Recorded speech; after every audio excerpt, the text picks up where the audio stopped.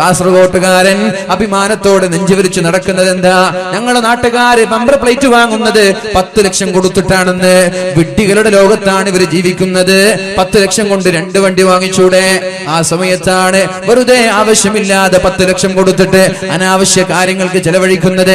എന്നാൽ ഇവരോട് ഏതെങ്കിലും ഒരു പാവപ്പെട്ട ആൾക്ക് ഒരു വീട് വെച്ച് കൊടുക്കാൻ പറ്റുമോ എന്ന് ചോദിച്ചാൽ പറയും. അപ്പോഴാണ് പറയുന്നത്, ബിസിനസ് ഒക്കെ ആകെ ഡള്ളാണല്ലോ, കച്ചവടമാകെ നഷ്ടത്തിലാണ്, ഗൾഫ് രാജ്യത്ത് സാമ്പത്തിക മാന്ദ്യമാണല്ലോ, ഞാൻ എങ്ങനെയാണ് സഹായിക്കുക? ആരാണ് ഈ പറയുന്നത്? 10 ലക്ഷവും 5 ലക്ഷവും നമ്പർ പ്ലേറ്റിന് കൊടുത്ത് 1-ാം നമ്പറിനും 2-ാം നമ്പറിനും 3-ാം നമ്പറിനും വേണ്ടി മത്സരിക്കുന്ന ആളുകളാണ് ഒരു 10,000 രൂപ അല്ലെങ്കിൽ 1,00,000 രൂപ ചോദിക്കുമ്പോൾ പറയുന്നത് അള്ളാഹുവിന്റെ കോടതിയുണ്ട്, അള്ളാഹു നൽകുന്ന പണമാണത്, അഹങ്കരിക്കാനുള്ളതല്ല, ധൂർത്തടിക്കാനുള്ളതല്ല. പാവങ്ങളായ ആളുകൾ അള്ളാഹു പട്ടിണി കൊണ്ട് പരീക്ഷിക്കുമ്പോ മുതലാളിമാരായ ആളുകളെ അള്ളാഹു നൽകാനാണ്, സമ്പത്ത് കൊണ്ടാണ് പരീക്ഷിക്കുന്നത്. പാവങ്ങൾ ക്ഷമിക്കണേ, മുതലാളിമാര് നൽകണേ. ഇതാണ് ലോകത്തിന്റെ നീക്കുപോക്ക്. ഇങ്ങനെയാണ്. ഇത് രണ്ടും ലോകത്തിന്റെ നിലനിൽപ്പിന് ആവശ്യമാണ്. ഈ ബാലൻസ് ഇവിടെ വേണം. പട്ടിണി പാവങ്ങളായ ആളുകൾ ക്ഷമിക്കണം. ബാഗും എടുത്ത് സഞ്ചിയും എടുത്ത് അതേപോലെ മക്കളെ തോളിലേറ്റി നാട് നീളെ ബെഗ് ചെയ്യാൻ ഇരക്കാൻ പോവേണ്ടവരല്ല. കണ്ട ഷോപ്പിലേക്ക്, കണ്ട അങ്ങാടിയിലേക്ക് റമദാൻ ആകുമ്പോഴേക്കും പച്ചത്തട്ടവും പച്ചക്കുപ്പായവും ധരിച്ച് മുസ്ലിമാണോ അല്ലേ എന്നറിയില്ല, പർദ്ദ ധരിച്ചിറങ്ങുകയാണ് ഒരു സംഘം, ഒരു മാഫിയ. ഒരുപാട് ആളുകൾ ഇറക്കി വിടുകയാണ്. 2-3 ലോഡ് പൂഴി ഇറക്കുന്നത് പോലെ ബെഗേഴ്സിന് റമദാൻ ആകുമ്പോൾ ഇറക്കി വിടുകയാണ്. നിരുത്സാഹപ്പെടുത്തേണ്ട വിഷയമാണിത്, നിരുത്സാഹപ്പെടുത്തേണ്ട വിഷയമാണിത്. അതിന്റെ സോഴ്സ് കണ്ടെത്തി ഈ ഒരു ബെഗേഴ്സിന്റെ മാഫിയകൾ നമ്മൾ നിർത്തിവെക്കണം. എന്തൊരു ആഭാസമാണിത്. റമദാൻ എന്ന് വരും പറയുമ്പോ ആളുകൾക്ക് ഓർമ്മ വരുന്നത്, ചില ആളുകൾക്ക് ഓർമ്മ വരുന്നത് ഇഫ്താർ സംഗമമാണ്, വേർനിറക്കുന്ന സംഭവമാണ്.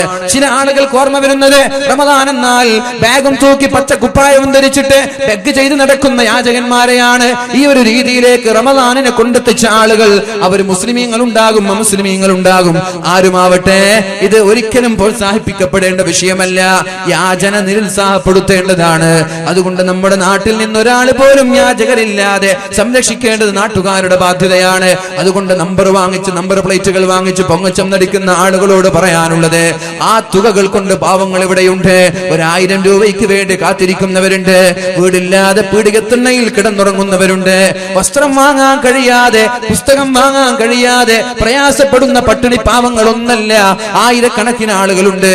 ആ തുകകൾ കൊണ്ടുപോയി ആ പാവപ്പെട്ടവന്റെ വിഷമം കണ്ടാൽ ഞാൻ പറയട്ടെ, ഈ അഹങ്കാരം തീരും സഹോദരങ്ങളെ, ഈ പൊങ്ങച്ചം തീരും സഹോദരങ്ങളെ. ഒന്ന് നിങ്ങൾ പോവണം, ഏതെങ്കിലും RCC, ഏതെങ്കിലും ക്യാൻസർ റീജിയൻ സെന്ററുകളിൽ പോവണം. ഏതെങ്കിലും ഒരു രോഗികളായി ഒരുപാട് രോഗികൾ നിലവിളിക്കുന്ന ഏതെങ്കിലും ഹോസ്പിറ്റലിലേക്കൊന്ന് പോവണം. നിന്റെ അഹങ്കാരം ഒന്ന് സ്തമിക്കാൻ. ഈ സമ്പത്തെല്ലാം നശിക്കും. ഒരു രോഗം വന്നാൽ മതി, ഒരു അള്ളാഹു ഒരു പരീക്ഷണം നൽകിയാൽ മതി, ഒന്നുകൊണ്ടും നിനക്കൊരു ഉപകാരം ഉണ്ടാവൂല. കോടിക്കണക്കിന് രൂപ ചെലവഴിച്ചാലും ശിഫ ലഭിക്കാത്ത ദയനീയമായൊരവസ്ഥ നമ്മളിലേക്ക് കടന്നു വന്നാൽ അപ്പോഴായിരിക്കും നീ അള്ളാഹുവിലേക്ക് മടങ്ങാൻ നിനക്ക് തോന്നുന്നത്. അപ്പോഴാണ് അള്ളാഹു പറയുന്നത് നിന്റെ സമയം അതിക്രമിച്ചു പോയിട്ടുണ്ട് എന്ന്. അതുകൊണ്ട് ഇങ്ങനെയുള്ള ആഭാസങ്ങളെല്ലാം നിർത്തിവെച്ച് നാടിന്റെ നന്മയ്ക്ക് വേണ്ടി, പാവങ്ങളായ ആളുകളുടെ നിലനിൽപ്പിന് വേണ്ടി എല്ലാവരും നമ്മുടെ സമ്പത്ത് ഉപയോഗിക്കണം. അള്ളാഹു തൗഫീഖ് ചെയ്യട്ടെ, അള്ളാഹു തൗഫീഖ് ചെയ്യട്ടെ. എന്റെ പ്രിയമുള്ള സഹോദരങ്ങൾ, ഈ വിഷയം വളരെ ഗൗരവമായിട്ട് എടുക്കുക. ഒരിക്കലും ബെഗേഴ്സ്, യാചകന്മാരെ പ്രോത്സാഹിപ്പിക്കരുത്. അത് നല്ല നല്ല ആരോഗ്യമുള്ള ആളുകളൊക്കെ എന്നിട്ട് ഇങ്ങനെ വണ്ടി മുട്ടുക, വീട് മുട്ടുക, മനുഷ്യന്മാർ ഉറങ്ങാൻ അനുവദിക്കൂല. അല്ലേ? അങ്ങനൊക്കെ അവസ്ഥയാണ്. ഇവർക്കൊക്കെ ഒരു ആയത്തുണ്ട്, യാചകന്മാരെ ആട്ടിയോടിക്കാൻ പാടില്ല. അത് ഏത് യാചകന്മാരാണ്? ഒന്നിനും കൊള്ളാത്ത ആളാണ്, നടക്കാനും കഴിയില്ല, ഇരിക്കാനും കഴിയില്ല. അങ്ങനെയുള്ള ആണെങ്കിൽ പിന്നെയും കുഴപ്പമില്ല. ഇത് നല്ല കല്ല് പോലെയുള്ള ചെറുപ്പക്കാരൊക്കെ വന്നിട്ട് ബെഗ് ചെയ്യാന്ന് പറഞ്ഞാൽ എന്തൊരു മോശമാണത്. എവിടെയെങ്കിലും ജോലി ചെയ്താൽ കിട്ടൂല്ലേ 10,000 രൂപ? അവർക്കറിയാം, ജോലി ചെയ്താൽ 10,000 കിട്ടുക, ബെഗ് ചെയ്താൽ ഡെയിലി 10,000 കിട്ടും. അതാണ് ഇതിന്റെ പിന്നിലുള്ള രഹസ്യം. ഡെയിലി 10,000 ഒന്നല്ല, ഡെയിലി ലക്ഷങ്ങൾ സമ്പാദിക്കുന്ന യാചകരില്ലേ? ട്രെയിനിലൊക്കെ പോയി നോക്കിയേ, ഒരു ബോഗിയിൽ നിന്ന് തന്നെ 100ഉം 1000 ഒരു ബോഗിൽ മിനിമം 10 എല്ലാവരും കൊടുക്കൂലേ? കൈയില്ലാത്ത ഒരാളാണ് സങ്കല്പിക്കുക. ഒരു ബോഗിയിൽ നിന്ന് 1000, അങ്ങനെ എത്ര ബോഗിയുണ്ട്, എത്ര ട്രെയിൻ ഉണ്ട്. ഡെയിലി 10,000 സംഭവിക്കുന്ന യാചകന്മാരില്ലേ? ഇവരൊക്കെ ഈ യാചിച്ചു കൊണ്ടുപോയി എവിടെ വെക്കാണ്? ഇവരുടെ കാലം മരണം വരെ യാചന തന്നെ. ഈ പൈസ എവിടെ കൊണ്ടുപോയാ വെക്കുന്നതെന്ന് ഞാൻ ആലോചിക്കുന്നത്. ഇതൊക്കെ നിരുത്സാഹപ്പെടുത്ത ഈ വിഷയങ്ങളൊന്നും പ്രോത്സാഹിപ്പിക്കപ്പെടരുത്. യാചകന്മാരെ വീട്ടിലേക്ക് വരുമ്പോൾ അവരുടെ ഡീറ്റെയിൽ എവിടെയാണ് വീട്, നിങ്ങൾക്ക് അവിടെ എത്തിച്ചേരാം, നിങ്ങളെ വീട്ടിൽ എത്തിച്ചേരാം. നിങ്ങൾക്ക് അങ്ങനെ പ്രയാസം ഉണ്ടെങ്കിൽ ഹറമിൽ വരേണ്ടത് ഇവിടെ മാത്രമല്ല, ഹറമിൽ വരേണ്ട. ഹറമിൽ ഉംറ ചെയ്യാൻ വേണ്ടി പോയപ്പോൾ നല്ലൊരു കന്തുറയും എമിറേറ്റ് സ്റ്റൈലാ, UAE സ്റ്റൈലുള്ള ഇതേപോലെ ഒരു കന്തുറയും ഇതേപോലെ തലപ്പാവും കെട്ടി ഒരാൾ എൻ്റെ അടുത്ത് വന്നു. ഞാനിതേ വേഷത്തിലായിരുന്നു. അപ്പോൾ ഒരു എമിറേറ്റ് UAEയിലുള്ള ആളാണെന്ന് വിചാരിച്ചിട്ട് ആദ്യം അറബിയിൽ സംസാരിച്ചു, പിന്നെ ഇംഗ്ലീഷായി, പിന്നെ ഹിന്ദി ആയി. എന്താ കാരണം? എൻ്റെ ഒരു പെണ്ണുങ്ങളുണ്ട് പർദ്ദ ഇട്ടിട്ട്, ഇതെൻ്റെ ഉമ്മയാണ്, ഞാനും UAEയിൽ നിന്ന് വരുന്ന ആളാണ്. എൻ്റെ കയ്യിൽ 4000 ദിർഹം ഉണ്ടായിരുന്നു UAE, ഇവിടെ അതുണ്ടായിരുന്നു. അതേപോലെ 2000-ഓളം സൗദി റിയാൽ ഉണ്ടായിരുന്നു. എൻ്റെ ബാഗ് ഞാൻ തുവാഫ് ചെയ്യുന്ന സ്ഥലത്ത് ക്ലീൻ ചെയ്യുന്ന അവിടുത്തെ ഖാദിമ്യങ്ങൾ അത് അടിച്ചു മാറി കൊണ്ടുപോയി. എൻ്റെ കയ്യിൽ ഒന്നുമില്ല. എൻ്റെ ഉമ്മയാണ്, രാവിലെ മുതൽ ഭക്ഷണം കഴിച്ചിട്ടില്ല, വല്ലതും തരണം. എൻ്റെ കയ്യിലൊന്നുമില്ല. ഇതേപോലെ ഒരു കന്തൂർ പേഴ്സിലൊന്നുമില്ലല്ലോ, പേഴ്സൊന്നും കയ്യിൽ വെക്കൂലല്ലോ. ഞാൻ പറഞ്ഞു എൻ്റെ കയ്യിലൊന്നുമില്ല. ഇതാരും ഉമ്മ. അപ്പൊ ഞാൻ ചോദിച്ചു, നിങ്ങൾ അവിടെ പോയിട്ട് ചോദിച്ചു വന്നു? ഞങ്ങൾ ചോദിച്ചു. അപ്പൊ അവര് കൈമടക്കാണ്, അറിയില്ല എന്ന് പറഞ്ഞിട്ട് കൈമടക്കാണ്. എന്നാ പിന്നെ നിങ്ങൾക്ക് ഭക്ഷണമല്ലേ വേണ്ടത്? ഞങ്ങൾ റൂമിൽ വന്നാ ഭക്ഷണം കിട്ടും, നിങ്ങൾക്ക് ഭക്ഷണമാണല്ലോ വേണ്ടത്. അപ്പോ ആടുമുണ്ട്. ഇവർക്ക് ഭക്ഷണമല്ല വേണ്ടത്. ഇവരിങ്ങനെ ആളുകളെ ആ ഹറമിന്റെ അടുത്ത് വന്നിട്ട് ആത്മാർത്ഥമായി അള്ളാഹുവിലേക്ക് അടുക്കുന്ന സമയത്ത് ആളുകളുടെ ആത്മീയത ചൂഷണം ചെയ്യാൻ എത്ര ആളുകൾ മദീനയിലും മക്കയിലൊക്കെ. ഇതൊന്നും നമ്മൾ ഒരിക്കലും പ്രോത്സാഹിപ്പിക്കരുത്. നമ്മുടെ കുടുംബത്തിലോ നമ്മുടെ നാട്ടിലോ ഇങ്ങനെയുള്ള ആളുകളുണ്ടെങ്കിൽ അവർക്ക് സാമ്പത്തിക സഹായം നൽകി അവരെ ഒരു യാചകരാക്കി മാറ്റാതെ അവർ അഭിമാനത്തോടെ ജീവിക്കുന്ന ആളുകളാക്കി നമ്മൾ മാറ്റാൻ അള്ളാഹു തൗഫീഖ് ചെയ്യട്ടെ. എല്ലാം ഒരട്ടഹാസമാണ്. ആ ഒരു അട്ടഹാസം സംഭവിക്കലോടുകൂടി അവർ അള്ളാഹുവിന്റെ മുന്നിലേക്ക് കൊണ്ടുവരപ്പെടും. فاليوم لا تظلم نفس شيئا ولا تجزون إلا ما كنتم تعملون. ഇന്ന് ഒരാളെയും നാം ആക്രമിക്കൂല. നന്മ ചെയ്തവർക്ക് അതിനുള്ള പ്രതിഫലം നൽകും, തിന്മ ചെയ്തവർക്ക് ശിക്ഷ നൽകും. നിരപരാധികളെ ഞാൻ ശിക്ഷിക്കൂല.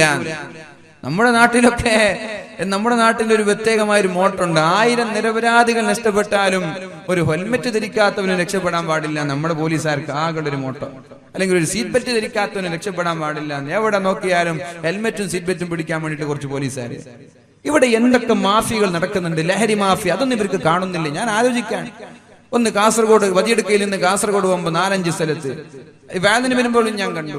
ഇനി എവിടെ പോകുമ്പോഴും 4-5 പോലീസുകാർ അപ്പുറത്തും ഇപ്പുറത്തും നിന്ന് ബെൽറ്റ് ആര് ധരിച്ചിട്ടില്ല, ഹെൽമെറ്റ് ആര് ധരിച്ചിട്ടില്ല. ഇതാണ് ഇപ്പൊ വലിയ ക്രിമിനൽ കുറ്റം. ഇന്നത്തെ ക്രിമിനൽ കുറ്റതാണ് ഹെൽമെറ്റ് ധരിക്കാത്തത്. പോലീസുകാരെ നിങ്ങളെ പണിയെടുക്കണം. ഇവിടെ എത്ര ലഹരി മാഫികൾ ഇവിടെ ഉണ്ട് അല്ലെ? എത്ര ലഹരി മാഫിയകൾ. അവരൊന്ന് മനസ്സറിഞ്ഞ് നമ്മുടെ നാട്ടിലിറങ്ങിയിട്ട് ഈ ക്രിമിനലുകളെ, ഈ ഗുണ്ടകളെ ഒന്ന് ജയിലിൽ കൊണ്ടയടിച്ച് ഇവിടെ ആഭാസങ്ങൾ നടക്കോ, ഇവിടെ കൊലപാതകങ്ങൾ നടക്കോ?